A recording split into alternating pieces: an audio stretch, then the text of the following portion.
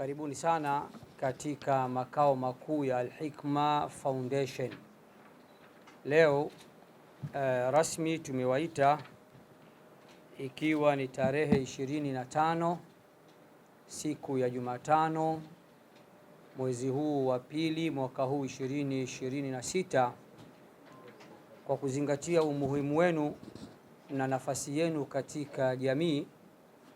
Tumewaita kwa minajili ya kutoa taarifa ya mwisho kabisa kwa Waislamu na Watanzania kwa ujumla juu ya jambo letu, jambo ambalo ni kubwa kabisa, jambo adhimu, adimu na muhimu. Nalo ni juu ya tarehe 1 mwezi wa 3 mwaka huu 2026, na juu ya mashindano makubwa kabisa ya Qur'ani tukufu ya mabara yote ulimwenguni.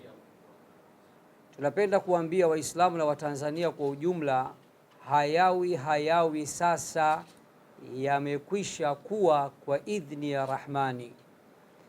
Al-Hikma Foundation kwa utukufu wa Mola wetu na baraka zake na mapenzi yake, tumekwisha kamilisha maandalizi yetu kwa 100%, na washiriki wetu tunatarajia kesho wataanza kuwasili, na Ijumaa ya wiki hii tarehe 27 tutawatambulisha rasmi katika msikiti wetu maarufu Masjidu Nuril Hikma hapa mtaa wa Yombo, karibu kabisa na hapa makao makuu ya Al-Hikma Foundation. Tungelipenda pia kuwafahamisha haya ni mashindano ya mabara yote ya ulimwengu, na washiriki wetu mwaka huu ni kama ifuatavyo. Kutoka katika bara la Amerika ya Kaskazini, washiriki ni wawili, mmoja anatoka Canada na mwingine anatoka Mexico. Lakini tukija katika bara la Amerika ya Kusini, tuna washiriki wawili, mmoja anatoka Barbados na mwingine anatoka Guyana. Lakini tukija katika bara la Ulaya, tuna washiriki watatu, mmoja anatoka Sweden na wa pili anatoka German na watatu anatoka England, bimaana Uingereza. Lakini tukija katika bara la Australia kama kawaida, tuna washiriki wawili, mmoja anatoka New Zealand na wa pili anatoka Australia kwenyewe. Lakini pia bara la Asia tuna washiriki wawili, mmoja anatoka Indonesia na wa pili anatoka Kazakhstan. Tukija upande wa bara la Afrika, bara mwenyeji, wao kidogo tumewapa nafasi kwa kuzingatia umuhimu wa Afrika na kuwapa nafasi ya upendeleo.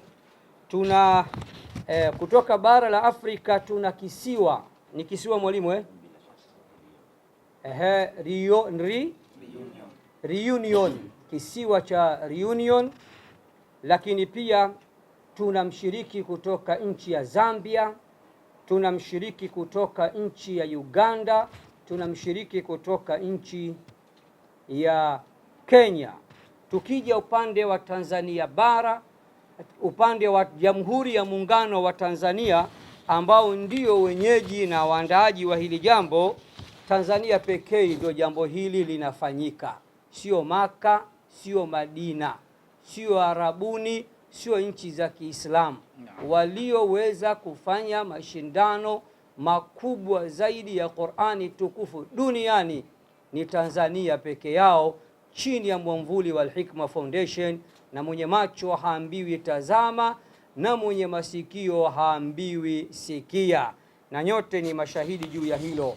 Tanzania tuna washiriki watatu kwa sababu wamejisemea watoto wa Pwani mcheza kwao hutunzwa. Tuna Tanzania bara, kijana kutoka mkoa wa Pwani, lakini tuna Tanzania visiwani bimaana ya Zanzibar, lakini taasisi sasa ambayo ndio inaandaa jambo hili Al-Hikma Foundation, kwa sababu ni taasisi ambayo pia ina kitengo cha kusomesha na kuhifadhisha Qur'ani tukufu, pia tutamtoa mshiriki wetu mmoja. Jumla ya washiriki mwaka huu ni 18 na tumeamua kupunguza idadi kutoka 24 hadi 18 kwa ajili ya kumaintain muda na kuhakikisha suala akipenda Mola linaanza mapema na linamalizika mapema. Zawadi sasa. Zawadi, mpenzi mtazamaji wa Tanzania na Waislamu kwa ujumla, kama kawaida Al-Hikma Foundation katika mashindano haya ya mabara yote ulimwenguni huwa tuna washindi watano, top 5. Katika hao 18 washindi watakuwa watano tu. Mshindi watano zawadi yake dola 3,000 za Kimarekani, ni sawa na milioni 7 na laki 8. Mshindi wa 4 zawadi yake dola 4,000 ni sawa na shilingi milioni 10 na laki 4. Mshindi wa 5 zawadi yake, mshindi wa tatu zawadi yake shilingi dola 5,000 sawa na shilingi milioni 13, na mshindi wa pili ni dola 8,000 ni sawa na shilingi milioni 20 na laki 8. Ama bingwa ambaye mimi na wewe hatumjui, lakini tutamjua siku hiyo insha Allah, zawadi yake ni shilingi dola 12,000 kwa reti ya sasa ni sawa na milioni 31 na laki 2. Na mshindi wa sauti, mwenye sauti nzuri zaidi kuliko wote, atajichukulia shilingi dola 500 sawa na milioni 1 na laki 3, na mshiriki mdogo zaidi kuliko wote naye atapata dola 500 sawa na milioni 1 na laki 3. Na washiriki wote kile kinachoitwa kifuta jasho, washiriki wote watapatiwa laki 5 za Kitanzania, bimaana sawa na dola 200. Ndugu waandishi wa habari, ndugu wa Tanzania kwa ujumla, kutokana na majira ya masaa kubadilika hivi sasa, mchana umekuwa ni mrefu sana kuliko usiku, mpaka tunatoka msikitini swala ya alfajiri saa 12 tayari imekwisha ingia. Mashindano yetu safari hii yataanza 12:15 Mungu akipenda, ili tuanze mapema na tumalize mapema. Kwa kumalizia, tuna wageni mbalimbali kutoka ndani na nje ya nchi.